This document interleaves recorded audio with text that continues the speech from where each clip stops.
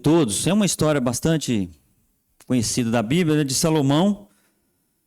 E, inclusive, recentemente, alguns domingos, nós estudamos sobre Salomão.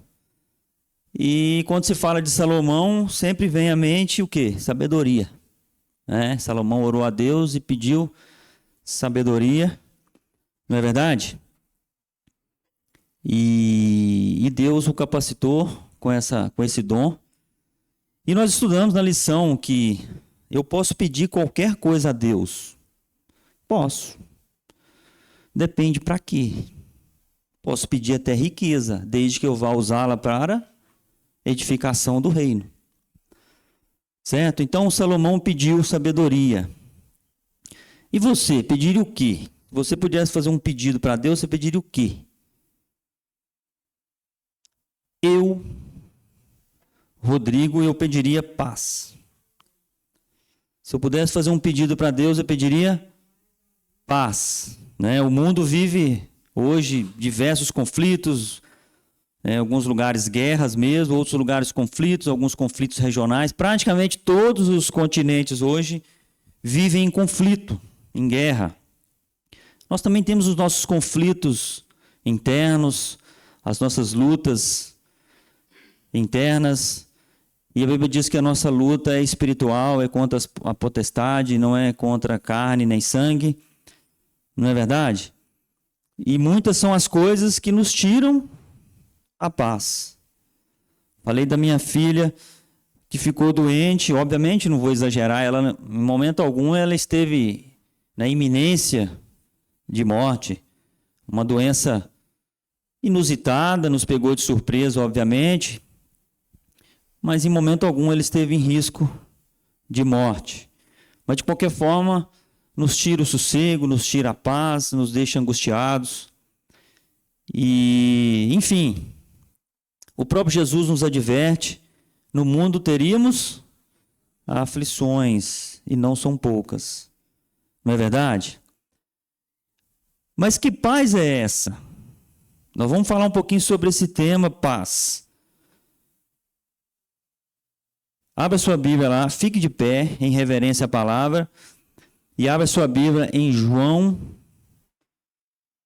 14, 27. Eu vou ler só esse verso, que eu quero usar a ideia central, a palavra paz, mas nós vamos passear um pouquinho aí em outros textos. O Evangelho de João, capítulo 14, o verso 27. Amém? Diz assim a palavra do Senhor: deixo-lhes a paz, a minha paz lhes dou.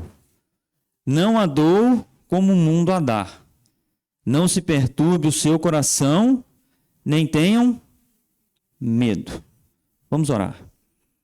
Senhor nosso Deus, nosso Pai, Deus eterno, todo-poderoso, Pai de amor, de infinitas misericórdias. Obrigado, Senhor. Obrigado por este amor maravilhoso. Todos aqui, Senhor, são frutos do Teu amor, da Tua graça, da Tua misericórdia. Muito obrigado, Senhor, pelo privilégio de estar aqui.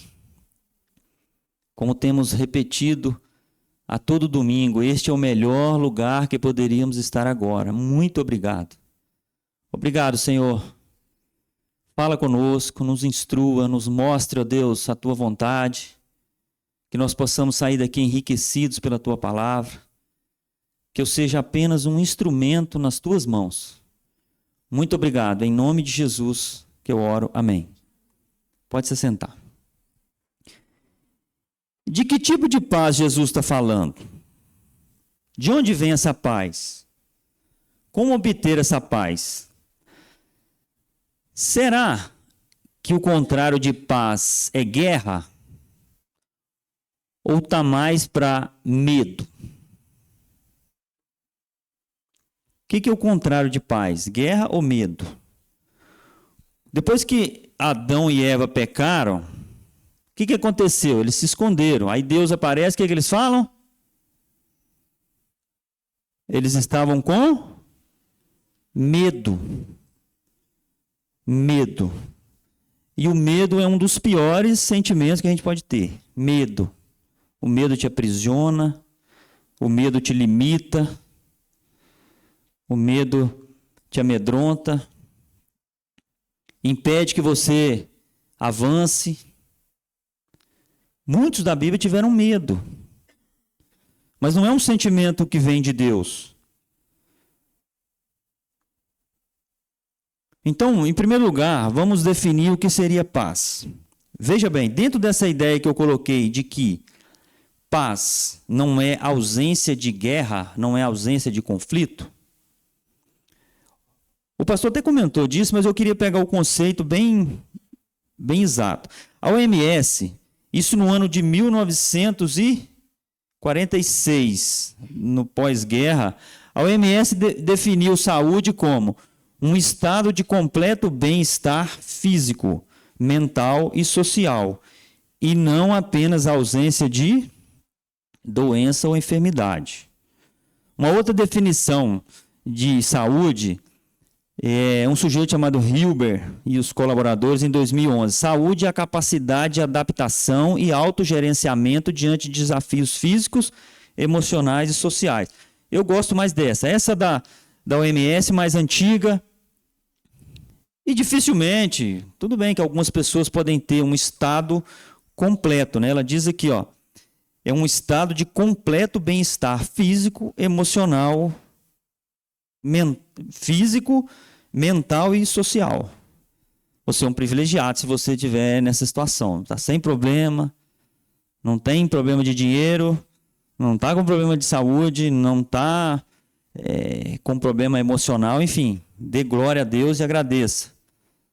Talvez dentro, se eu perguntar aqui, todo mundo vai ter um desconforto. Da mesma forma que saúde não é ausência de doença, paz não é ausência de guerra, de conflito. Eu posso ter paz em meio a grandes lutas e grandes conflitos. Nós temos aquela história clássica, Jesus no barco, o barco balançando e a onda vem, Jesus está lá dormindo. E os discípulos com medo, falam, mestre, não te importas que morramos? E aí o que Jesus fala? Acalma o mar. E os discípulos percebem que ele realmente era o Filho de Deus e tinha poder que até o mar o obedecia. Esse tipo de coisa que eu queria falar hoje. Você pode ter paz mesmo em meio às lutas, em meio às batalhas. Desculpe o termo, é um termo mais um meio pentecostal, mas a gente precisa tomar posse de certas coisas. Os pentecostais usam muito essa expressão, né? Tomar posse. E é verdade. Às vezes a gente fala da boca para fora, mas não toma posse. A gente é um cristão, mas vive ansioso, vive preocupado. Você tem medo de quê? Você tem medo do quê? Claro que nós somos seres humanos, suscetíveis a intempéries, a angústia, né, a tristeza, mas nós temos um Deus todo-poderoso. Olha o que Jesus diz lá em João 16:33. Um verso bem clássico. João 16:36 diz assim, 33. Eu disse isso para que em mim vocês tenham paz. Neste mundo vocês terão aflições. Contudo, tenham coragem, eu venci o mundo. Está vendo que está falando coragem? Eu falei que talvez paz tem mais a ver com medo do que guerra. A gente tem medo. Medo de quê? Medo de quê? Avançando um pouquinho, existem dois tipos de paz. A verdadeira paz e a falsa paz. Primeiro eu vou falar da falsa paz. O mundo tem iludido muita gente com falsas sensações de paz. Existe um sujeito chamado Oscar Wilde, tem uma frase clássica. Está lá num romance que ele escreveu no ano de 1890, chama O Retrato de Dorian Gray. Ele diz assim, a única maneira de nos livrarmos de uma tentação é cedermos a ela. É satisfazer os nossos próprios desejos, assim você se livra da tentação. Olha que interessante. Atual, 1890, mas parece que foi escrito ontem. Então essa é uma falsa paz. Apesar de ser antigo esse conceito, essa frase que ele escreve, parece que foi escrito ontem. É a falsa paz. Outra forma de falsa paz é não pensar nela ou nessas coisas. Se eu não penso nisso, tem muita gente que vive em paz. Ele tem dinheiro, ele tem saúde, ele tem amigos, entre aspas. Existe um conceito dentro da filosofia que é o sujeito que é um analfabeto existencial. O que é um analfabeto existencial? Eu vou falar aqui, você vai lembrar de alguém, tenho certeza. O analfabeto existencial é um sujeito que não pensa em nada a não ser satisfazer as suas vontades e desejos. Quantos você conhece desse jeito? Esse é um analfabeto, ele não para um minuto para pensar na vida. Em eternidade ele acha que não existe. Vai morrer e vamos todos para o cemitério, todos vão virar pó. Esses têm falsa paz. Vivem no mundo. Quando Noé construía a arca, tudo estava em paz. O sol nascia, tinha o dia, o sol se escondia à noite. Antes de grandes terremotos, de grandes tempestades, de grandes problemas, muitas vezes são dias tranquilos. E o indivíduo está em paz. As pessoas bebem, como diz lá, né? Casam-se, se dão em casamento, bebem, vivem em paz, uma falsa paz, baseada nos recursos que tem, no dinheiro que tem. E aí Jesus alerta o sujeito cheio de bens, construindo armazéns, os armazéns cheios, ele quer construir mais e mais, e Jesus fala para ele assim: louco que você é, amanhã eu vou pedir a sua alma. E o que esse monte de coisa vai te ajudar? Inclusive vai ficar para quem não trabalhou nada. Estou dizendo aqui que riqueza é um problema? Não. Não necessariamente. O problema é a relação que você tem com o dinheiro. Você pode ser rico? Pode, claro que pode. Deus prospera as pessoas. Prospera. Desde que você use isso para o bem. Então não há problema nenhum em ser rico. Amém, irmãos? Então não vamos ficar com esse conceito. É claro, o problema do rico é que ele tem uma relação íntima com o dinheiro, ele coloca a paz dele, ele se baseia no dinheiro, ele vive daquilo ali, e às vezes ele tem tantos negócios, tantas coisas para se preocupar, que ele não tem tempo para se preocupar com as coisas de Deus. Essa é a falsa paz. A paz que o mundo te dá. Não se engane. A Bíblia é clara. Satanás veio matar, roubar e destruir. Ele vai te enganar. Ele está aí só para isso. Para te dar essa falsa sensação de paz, a paz que o mundo te dá.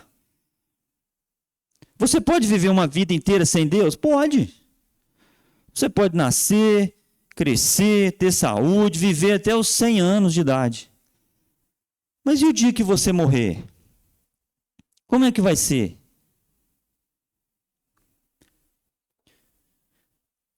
Agora vamos falar da verdadeira paz. Existem dois tipos de paz dentro desse conceito de paz verdadeira. Nós podemos falar da paz com Deus, a paz entre o homem e Deus. Essa paz é uma paz que foi estabelecida por quem? Por Jesus. A Bíblia diz que nós fomos reconciliados com Deus através de Jesus. Colossenses 1:21, olha o que diz. Talvez você não sabia, mas antes de se converter, você era um inimigo de Deus. Antes vocês estavam separados de Deus e eram inimigos dele por causa da disposição interior e do mau procedimento de vocês. Então Jesus restabeleceu a paz entre o homem e Deus. Romanos 5:1. Vamos lá, Mateus. Tendo sido, pois, justificado pela fé, temos paz com Deus pelo nosso Senhor Jesus Cristo. Jesus restabeleceu a paz entre homem e Deus. 2 Coríntios 5:18. Então nós estamos falando da paz com Deus, que foi restabelecida através de Jesus. 2 Coríntios 5:18-20. Tudo isso provém de Deus, que nos reconciliou consigo mesmo por meio de Cristo e nos deu o ministério da reconciliação. 19. Ou seja, que Deus em Cristo reconciliou consigo o mundo, não levou em conta as transgressões dos homens e confiou a nós a mensagem da reconciliação. Portanto, somos embaixadores de Cristo e Deus faz seu apelo por meio de nós. Por amor a Cristo, suplicamos, reconciliem-se com Deus. Então, essa é a paz com Deus. Mas não é dessa paz. O enfoque de hoje não é exatamente esse tipo de paz. O que eu queria falar hoje é da paz de Deus. E o que seria essa paz de Deus? Em primeiro lugar, qual é a fonte da paz? A fonte da verdadeira paz é Deus. Deus é a única fonte da verdadeira paz. Só Deus pode te dar a paz. Salmos 4:8.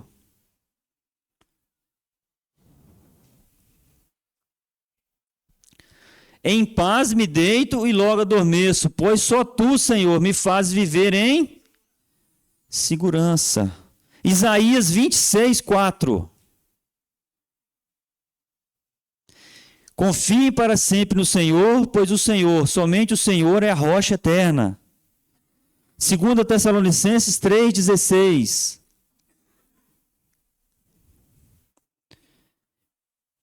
A verdadeira paz, a sua fonte é Deus. O próprio Senhor da paz dê a vocês a paz de todas as formas e em todo o tempo. O Senhor seja com todos vocês.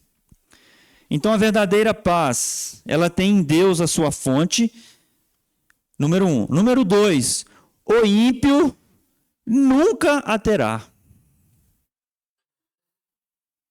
Um ímpio nunca terá a verdadeira paz. Primeiro que ele não tem a paz com Deus. Se ele não tem paz com Deus, ele não terá paz em Deus, ou paz de Deus. Isaías 48:22. Não há paz para os ímpios, diz o Senhor. Ainda em Isaías 57:21. Você que ainda não entregou o seu coração a Deus, o seu coração a Jesus, nunca terá paz. Deus é a única fonte de paz. Não há paz para os ímpios, diz o meu Deus. Isaías repete em 57:21. Então a verdadeira paz tem sua fonte em Deus. O ímpio nunca terá. Ela é fruto do Espírito. Está lá em Gálatas 5:22. Os frutos do Espírito. A paz está lá. Pessoas espirituais têm paz. Quarto, ela é resultado da justificação e perdão dos nossos pecados. Você vai ter paz em Deus ou paz de Deus a partir do momento que você é reconciliado e tem consciência de que seus pecados são perdoados. Romanos 5:1. Romanos 5:1 diz assim: tendo sido, pois, justificados pela fé, temos paz com Deus pelo nosso Senhor Jesus Cristo. Em suma, para definir paz paz é a calma certeza de que o desígnio de Deus para conosco será perfeitamente realizado. Não há nenhuma chance de fracassarmos em Cristo, sabendo que a força dele também é nossa. Ele, Jesus, estará sempre conosco. Isso é ter paz, é descansar no Senhor, é saber que ele vai estar sempre conosco. Esse texto que eu li é o capítulo 14, o verso 27. Mas se você pegar, coloca aí, Igor ou Mateus, João 13, 33. João 13, 33. Olha o que diz. Meus filhinhos, estarei com vocês apenas um pouco mais. Vocês procurarão por mim e, como eu disse aos judeus, agora digo a vocês, para onde eu vou, vocês não podem ir. Isso logo um pouco antes, isso é o final do capítulo 13. No capítulo 14, ele começa dizendo, não perturbe o coração de vocês. Creiam em Deus, creiam também em mim. Jesus estava se despedindo. 4 capítulos para frente, Jesus vai ser preso. Você imagina a seguinte situação. Jesus conversando com aqueles 12 que ele havia escolhido. Homens simples, iletrados, humildes. Homens que talvez não tivessem propósito na vida, não tivessem muitos sonhos, assim como você pode estar aqui hoje. Uma vida sem propósito, uma vida sem sentido, uma vida que você às vezes acha que não vale a pena, que você não sabe para onde... Aquelas pessoas talvez estivessem dessa forma. E aí Jesus chega para eles e fala, olha, eu já vou embora, eu vou morrer. Imagina a cabeça deles. E aí Jesus começa a falar um monte de coisa com eles, dizendo inclusive, ó, vocês não ficarão órfãos, eu estarei com vocês. Jesus aqui os exorta. Jesus quer alimentar o coração deles, dizendo, olha, creiam em mim, creiam em Deus, acreditem que eu sou o Filho de Deus encarnado. Deus também completará seu desígnio em nós, transformando-nos segundo a imagem de Cristo. Filipenses 4, 6, a Bíblia diz que Deus é poderoso e vai completar a obra na minha vida, na sua vida, Ele não vai nos desamparar. Então Jesus quer tirar a angústia do coração deles, o medo. Eles ficaram com medo.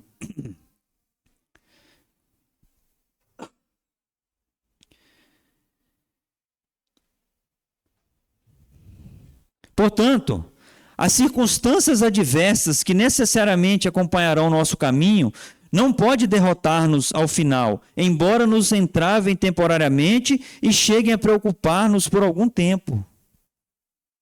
Irmãos, a gente tem medo de quê? Desculpe, mas o máximo que pode acontecer comigo e com você é morrer. Esse é o máximo que pode acontecer. E se você morrer, Jesus venceu a morte. E você vai vencer também. Se você crê que Ele ressuscitou, você vai ressuscitar também.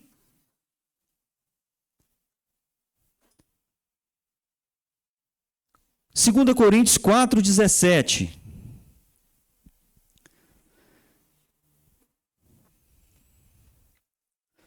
Pois os nossos sofrimentos leves e momentâneos produzem para nós uma glória eterna que pesa mais do que todos eles.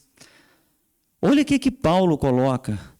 Leves e momentâneas tribulações, sofrimentos. Como assim? O homem foi preso, foi torturado, foi chicoteado, foi humilhado e ele fala leves sofrimentos? Como assim? É porque ele tinha em mente, meu irmão, que o que ele estava buscando, o alvo, era muito maior. O sofrimento que a gente tem aqui, as tribulações, não podem se comparar ao que Deus tem para nós na eternidade. E a gente vive com medo. Medo de quê? A Bíblia nos alerta, você tem que ter medo de Deus que pode matar a tua alma, não pode ter medo de homem que vai matar o teu corpo e não pode matar a tua alma.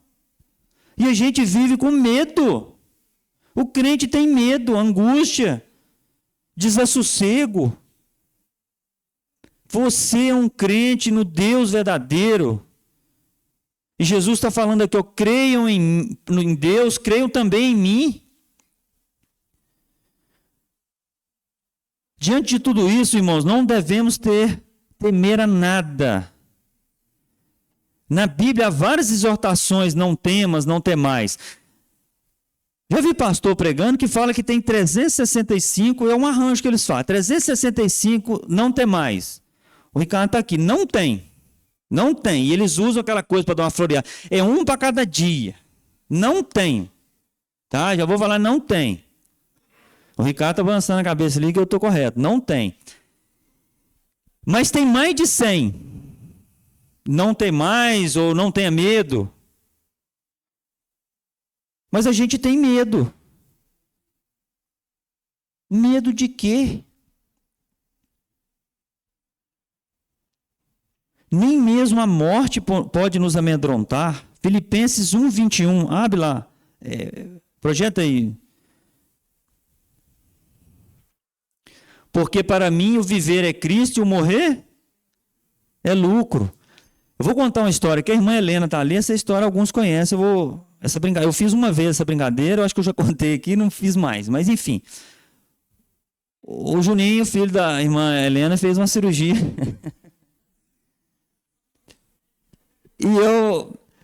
Enfim, acabou a cirurgia, né? O paciente está, durante a anestesia, a cirurgia, o paciente respira com a ajuda do aparelho, né? Está lá ligado os anestésicos, a coisa toda. Acabou a cirurgia, você desliga, vai um tempo para o paciente acordar, recobrar a consciência e tal. Respirar espontaneamente, até você tirar da máquina e ele voltar. E eu tive a ideia, ele não tinha acordado, e naquele primeiro momento, ainda na mesa cirúrgica ali, o paciente ainda está meio sonolento, muitos nem lembram daquele momento. E ele abriu os olhos ali, estava tudo bem, graças a Deus, a cirurgia foi ótima, né? E eu cheguei do lado dele, impostei a voz e falei, Senhor Imaí Júnior, o meu nome é Pedro, eu tenho a chave aqui do céu e vim receber você. Você foi um homem muito bom lá na terra e tal. Aí ele despertou assim, ó. Não, doutor, não morri não, tá louco? Ele começou a olhar assim. Eu falei, calma, você está aqui no céu. O céu é o lugar dos pecadores, né? Naquela ideia a ideia da turma lá, o céu é o lugar de gente boazinha, enfim. Aí ele, não morri não, doutor, não morri não e tal, não sei o quê, enfim. Aí eu ainda brinquei com ele, falei assim, rapaz, você está no céu, você quer voltar para lá? Eu posso te mandar de volta. E voltar ainda para o Brasil. O presidente é o não sei quem lá, deve estar louco. Eu, se fosse você, não voltava não, mas enfim, aqui a gente faz a vontade do cliente. O cliente que... Mas enfim, irmãos, o máximo que pode acontecer com você é você morrer e ir para o céu. Eu não vou falar do pastor, não tem uma história com o pastor também. Na primeira, ele não está aqui, eu conto uma outra vez que ele tiver. Eu já vim com a gravata, não digo o pastor não está, vai que o pastor acha que está inventando moda, não vou criar mais cargo, deixa ele estar aqui, outro dia eu conto outras histórias. Enfim, irmãos, Jesus venceu a morte e você também vencerá. Não há motivo para que você tenha medo de alguma coisa. Não tema, viva uma vida triunfante, uma vida de paz, de espírito, descanse no Senhor, tome posse. Ao invés, às vezes, eu já jurei, eu fiz um juramento para mim. Às vezes dá vontade, né? Você está ali naquele estresse, eu vou tomar um remédio. Eu não estou dizendo, às vezes tem indicação, tá? Procura um profissional, mas às vezes toma sem necessidade. Eu disse para Deus, eu morro, mas não tomo remédio. Se a tua palavra diz que o Senhor cura a ansiedade, que o Senhor vai tirar o medo, vai curar da ansiedade, eu vou crer e o Senhor vai me ajudar. Agora, no primeiro desafio, no primeiro problema, eu já uso o benzodiazepínico. Eu já curo um subterfúgio. O Wesley até vai ficar bravo lá, que vai atrapalhar o negócio. Ele tá escutando lá. Enfim, irmãos, a gente tem que tomar posse da palavra. Viva triunfante. Viva a palavra. Não tenha medo. Não tema. Como eu disse para você, o máximo que vai acontecer com você é você morrer e você encontrar com Cristo. Imagine você chegar no céu e dar um abraço em Jesus.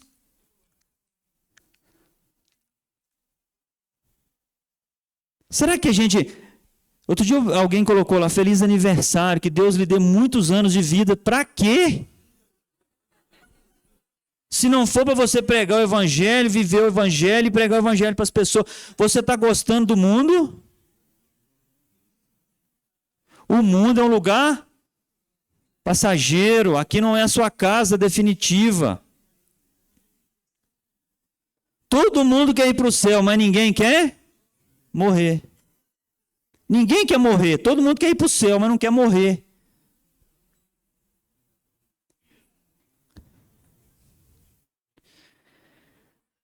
Caminhando para o final, irmãos, como posso obter essa paz? Nós definimos o que é paz, da onde ela vem, e agora eu queria dizer como você vai ter paz.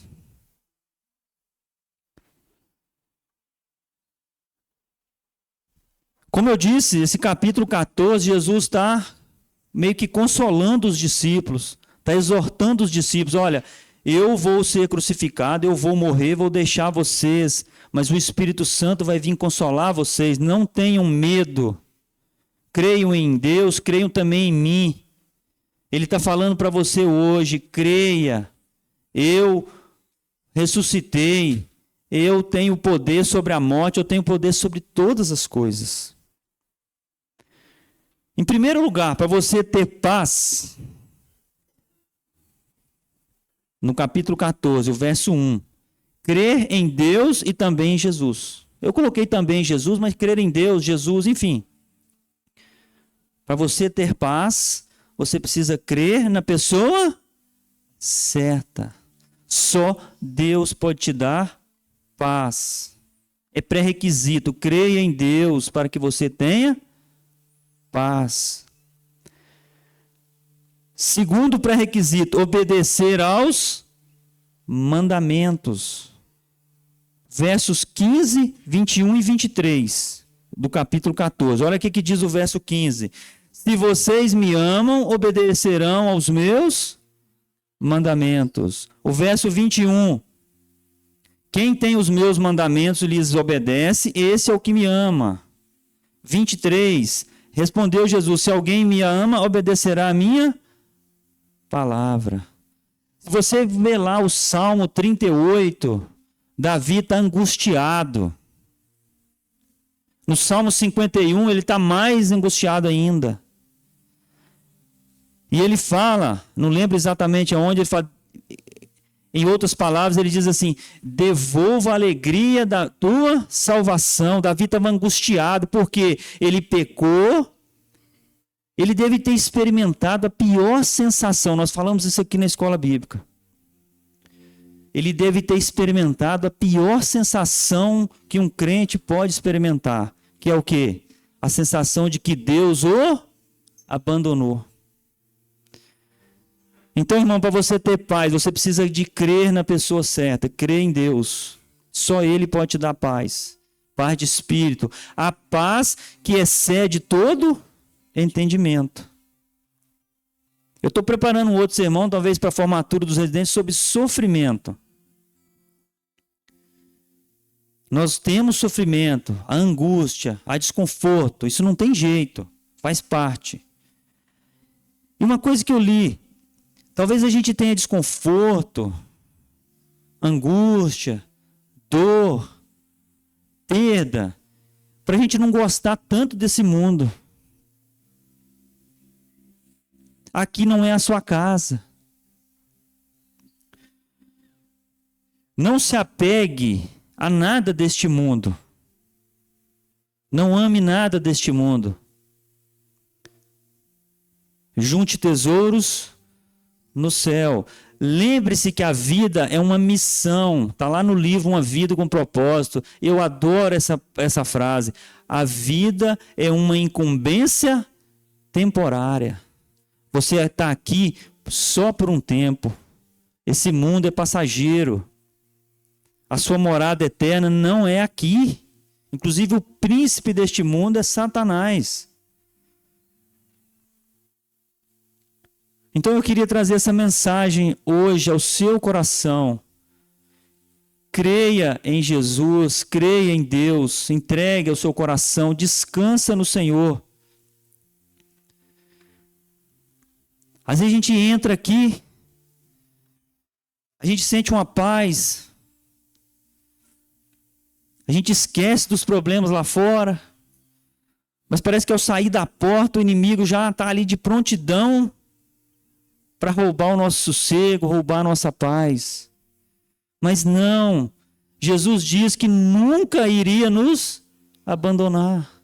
Nunca. Mesmo que uma mãe se esqueça do filho,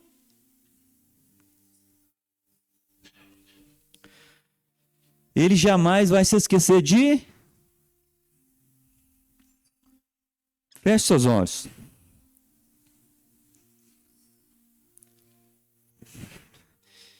Eu queria falar com basicamente dois tipos de pessoas agora.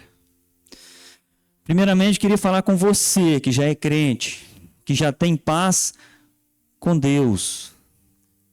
Um crente, às vezes de anos, um crente experiente, vivido, mas que ainda vive angustiado, vive inquieto, que ainda tem medo de tantas coisas. Queria orar por você. E eu me coloco nesse grupo também.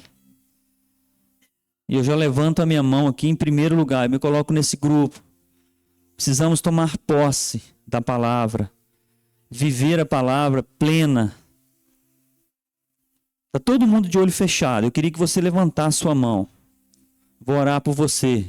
Graças a Deus, várias mãos levantadas. Pode abaixar. Agora eu queria falar com o segundo grupo de pessoas, aqueles que ainda não têm paz com Deus. Você ainda que não é crente, você ainda que não entregou sua vida a Jesus. Eu acho que ficou bem claro que a fonte da paz é Deus. Existe uma paz verdadeira que só Deus pode te dar. Não adianta buscar em outros lugares. Não adianta buscar lá fora. Você ainda que não é crente, gostaria de orar por você. Você que está nesse grupo. Pediria que você levantasse a sua mão. Ninguém está vendo. Se tem alguém aqui que ainda não é crente, Deus abençoe lá atrás. Deus abençoe. Alguém mais? Amém.